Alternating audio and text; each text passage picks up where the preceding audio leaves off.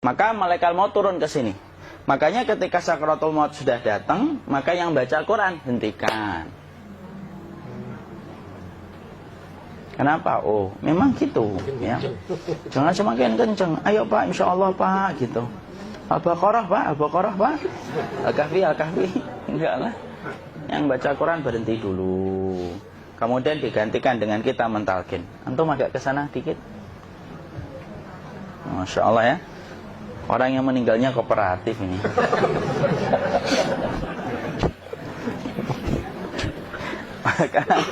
maka agak kesini ya. Maka disunahkan kita untuk mentalkinnya. Nanti ketika mentalkin jangan terlalu sering, jangan terlalu membebani. Jangan terlalu sering itu la ilaha illallah, la ilaha illallah. Tidak gitulah. Berat nanti dia ngerasakan. Di situ Imam Qurtubi juga menyampaikan, jangan terlalu sering karena itu memberatkan dadanya. Jadi ketika mentalkin, saya sampaikan, boleh diganti atau enggak Ustadz? Enggak lah, talkin itu ibadah. Ibadah itu tauqifiyah. Tauqifiyah itu enggak usah diganti. Karena Rasulullah mengatakan, lakinu ala mautakum la ilaha illallah. Talkin orang yang meninggal di antara kalian dengan la ilaha illallah. Enggak usah diganti Allah Ustadz yang lebih singkat, lebih pendek. Enggak usah. Subhanallah Ustadz, enggak usah. Kenapa? Karena talqin sudah ditetapkan ucapannya oleh Nabi, begitulah kita mencontohnya. Jadi tidak usah diganti. Cara mentalqin, jadi kalau keadaan sudah tenang, tolong kalau sudah sakaratul maut jangan ditinggalkan. Karena sesungguhnya pertempuran setan itu pada detik-detik kematian semacam ini. Dan betul-betul berusaha untuk menjadikan dia murtad. Nanti makanya di situ di buku nanti dibahas kan, pertempuran setan itu sampai detik-detik orang mau mati itu sudah ayo kufur, murtad aja tuh, kamu sakit kan? Nah, itu kayak gitu. Makanya jangan ditinggal. Capek gitu kok nggak meninggal gitu ya. Udah gantian mas. Dan jangan kemudian meninggalkannya. Mangkat dulu gitu. Enggak lah, janganlah. Terus ditampingi terus. Kalau bisa ya sudahlah, berikan waktunya kita untuk sementara waktu itu betul-betul berkhidmah kepada orang yang kita cintai terakhir kalinya. Cara kita kemudian mentalkin adalah, yaitu adalah di sebelah kanannya la ilaha illallah. Biarkan dia mencerna dulu, tidak usah buru-buru kemudian kita langsung nimpali lagi. Dia mencerna dulu sembari kita doakan, peluk, ya Allah dimudahkan gitu. Kalau ada orang yang bisa ngucapin la ilaha illallah itu siapa yang memberikan itu Ustaz? Yang memberikan kekuatan Allah Pak. Karena ngomong aduh aja sudah tidak mampu. Makanya Allah berfirman dalam surat Ibrahim, yusabbitullahu alladhina amanu bil qawli tsabit fil hayatid dunya wa fil akhirah. Allah teguhkan perkataan orang yang beriman dalam kehidupan dunia dan akhirat. Dunia itu ya ketika menjelang kematiannya. Makanya dia bisa ngomong la ilaha illallah. Sebenarnya ngomong aduh aja udah gak mampu. Kalau bisa ngomong, dia mesti ngomong aduhnya dulu. Tapi Allah yang menggerakkan. Ngomong la ilaha illallah. Makanya mangkana akhiru kalamihi la ilaha illallah dakhalal jannah. Barang siapa akhir kalamnya itu adalah la ilaha illallah, pasti masuk surga. Makanya kita lagi la ilaha illallah. Dah. Cara dulu. Enggak usah minta diburu-buru ya. Enggak usah gini. Ayo la ilaha illallah. Ayo.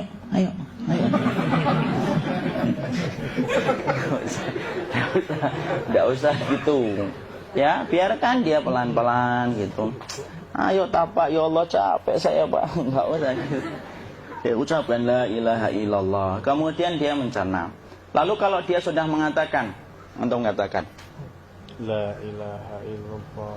Nah, kalau sudah mengatakan la ilaha illallah, berarti sudah. Enggak usah ditalkin lagi, enggak usah. Belum meninggal juga Ustaz? Enggak apa-apa, biarin aja. Dia di situ aja. Kecuali dia ngomong lagi dan enggak usah diajak ngomong, alhamdulillah ya Pak, ya Allah gitu. Terus dia jawab, alhamdulillah. Itu berarti ucapan terakhirnya alhamdulillah. Atau ketika habis ditalkin la ilaha illallah, dia ngelihat air. Nah, itu berarti ucapan terakhirnya air. Talkin lagi. Nggak usah marah. Aduh Pak minta air. Kuncinya mau minta air nanti aja dikubur gitu loh. Jangan gitu. Biarin aja. Jangan kemudian setelah la ilaha illallah La ilaha illallah. Terus, ayo tutup, awas ya ngomong lagi ya. Nggak usah gitu juga. Maka kemudian setelah la ilaha illallah sudah, nggak usah diajak ngomong gitu. Terus kemudian nggak usah ada anaknya perempuan, ya Allah Pak, sudah bisa ngomong la ilaha illallah, usah gitu. Cukup dalam hati alhamdulillah gitu. Diam kita dengerin gitu. Disitulah nanti biasanya tadi detik dia terakhir. Dia nanti ngeliat di sini Pak, prosesnya itu. Nanti kaki langsung sebagian jempol dingin dia. Kaki, telapak kakinya langsung kalau kita geningkan dingin kayak kaki yang kena AC langsung. Kemudian dia langsung ningkup gini, dikit dia, mulai kaku dia. Atau kalau enggak, gini dia. Langsung kayak jatuh, kayak kepala nanti yang paling terakhir. Kepala itu pasti ada gerakannya Pak, ini meninggal itu. Pasti gitu. Pasti gitu. Karena apa? Sudah tidak ada beban ruh yang menahannya. Ya, cabut ya, set pelan, maka kemudian malaikat itu. Tapi tetap sakit lah, walaupun dikatakan ringan, tetap sakit. Maka kemudian sakit gitu, ngelewatin sini, jantung kemudian sudah tidak berfungsi, kemudian ginjal Pak, ngelewatin ginjal tidak berfungsi. Bapak bayangkan kan, kalau yang pernah sakit batu ginjal Pak, sepakat nggak kalau kita batu ginjal itu sakitnya luar biasa Pak? Itu baru titik batu kecil di ginjal. Kita bisa bayangkan tiba-tiba ginjal tidak berfungsi. Sakitnya kayak apa Pak? Tiba-tiba ginjal nggak berfungsi, pankreas naik, kemudian tek jantung. Jantung ini dia masih hidup dia, di sininya masih hidup walaupun jantungnya sudah berhenti. Naik. Kemudian mata, dia ngelewatin mata. Organ tubuh yang paling setia sama ruh itu mata. Maka kemudian mata dia ngelihat dia, set. Ngelihat set keluarnya, set naik dia. Ya dilihat ini sama dia. Makanya Rasulullah mengatakan innar ruha idza qubida tabi'ahul basar. Ruh itu kalau dicabut, mata itu ngikutin kemana perjalanan ruh itu. Makanya ada yang meninggalnya gini. Ya itu bukan tanda su'ul khatimah. Itu tanda fitrahnya mata ngikutin ruh. Atau kemudian bukanya sedikit. Ada yang kayak senyum Pak. Ada yang kesini yang keringetan. Nah, itu tanda husnul khatimah. Ada yang senyum. Jadi sakitnya setelah selesai itu plong gitu. Makanya kemudian ada yang tersenyum. Maka itu tanda. Kalau kita ngelihat orang yang membuka mata kayak gini, tidak usah takut. Cepat-cepat kemudian kita nanti tutup. Biasanya kalau terlalu lama, itulah yang menjadikan ini tidak bisa ditutup. Makanya harus pakai kapas akhirnya. Karena apa? Karena pas meninggal nggak langsung ditutup. Biasanya karena perawat takut, dokternya juga nggak tahu itu, dibiarin itu. Makanya ada beberapa mata yang ditutup pakai tensoplas kan? Sebenarnya kalau langsung bisa nutup dia, fitrahnya nutup mata itu. Jadi kemudian kita baca Allahumma fillahu warhamhu wa'afihi wa'fuanhu atau bismillah wassalatu wassalamu ala rasulillah, tutup. Bismillah. Tidak usah takut. Kecuali buka lagi ya, ini baru kita kabur bareng. Kalau buka lagi Pak, Insya Allah Pak, ya Allah, ya kita kabur bareng-bareng Pak. Diusap Pak, diusap gini. Enggak disenggol gini, enggak. Begini kan, sudah meninggal dunia. Tangan boleh begini, boleh diluruskan, tidak ada ketentuannya. Boleh gini, boleh kemudian lurus. Tidak usah disalahin kalau ada yang lurus. Lu itu tangannya gimana sih? Posisikan kayak sholat. Tidak ada perintah kayak gitu. Jadi kemudian dikondisikan saja. Terus maka kemudian dipijit-pijit, akiknya dikeluarin.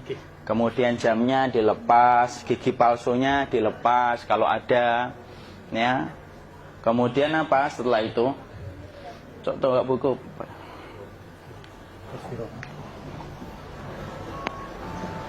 Kemudian kalau bisa awal-awal kemudian taruh buku atau sesuatu yang agak berat di perutnya ketika baru meninggal dunia. Kenapa kemudian ditaruh kayak gini? Bukan apa-apa, supaya membantu sisa-sisa pencernaan dia untuk keluar. Nanti Pak, biasanya kalau kita taruh agak yang berat gini atau kemudian kita gini-gini kan, ini udah makan belum Maki? Udah makan belum makan kok udah gede ya? Maka pencet-pencet kayak gini biasanya nanti ketika dimandikan, nah pas dimandikan diginikan saja. Aduh.